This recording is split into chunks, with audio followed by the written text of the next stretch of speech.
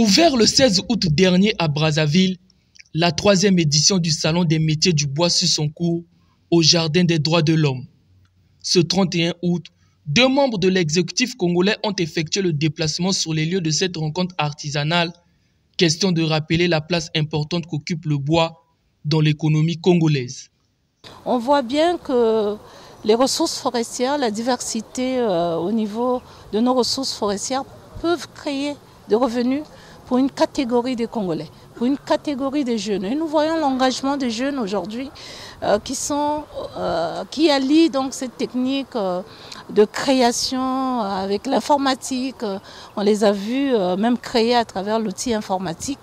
Donc ça vous montre un peu cette modernité, ça vous montre combien on peut magnifier le bois au-delà de cet arbre que nous respectons tous. Le Congo a toujours compté sur la participation du secteur forestier dans l'économie nationale. N'oubliez pas que dans les années 70, le bois était la première ressource au niveau national, la première ressource économique, je voulais dire.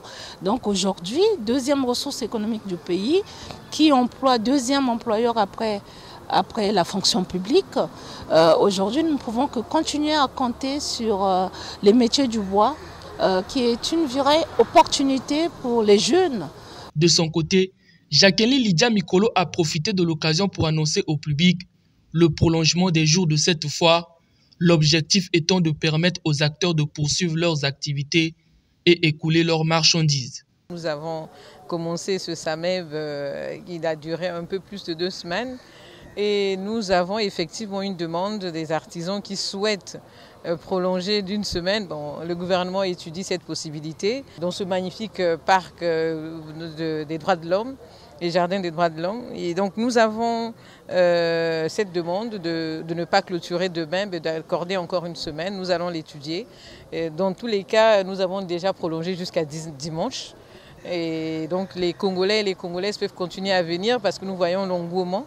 Les artisans nous l'ont dit eux-mêmes, ils ont vendu tous leurs articles, ils ont ramené du stock, c'est vraiment la 3e fois qu'ils ramènent du stock et nous voyons comment même les passants s'arrêtent et viennent visiter. Donc nous sommes à l'écoute de toute façon des artisans. Avec Madame la ministre, nous allons étudier cette possibilité.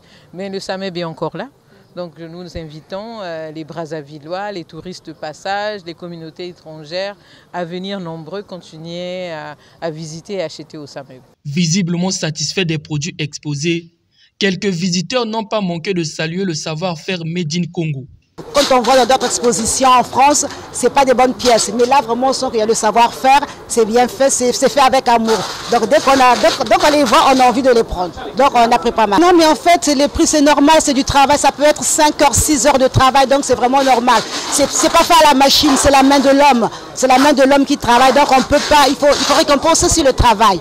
Il faut récompenser aussi le travail fait à la main. Donc moi je pense que les prix sont justifiés par rapport aux heures de travail passées sur la pièce. On est venu ici en séjour au Congo durant 2 semaines et entre-temps on a profité de cette période où il y a l'exposition pour venir ici acheter quelques statues. On a fait un peu nos petits repérages et là on est venu acheter aujourd'hui une petite statue avant notre retour. Pour moi déjà c'est de bonne qualité parce que déjà ça vient d'Afrique, c'est-à-dire que tout ce qui est matériaux, tout ça, ça vient de chez nous, donc forcément ça peut que être de très bonne qualité.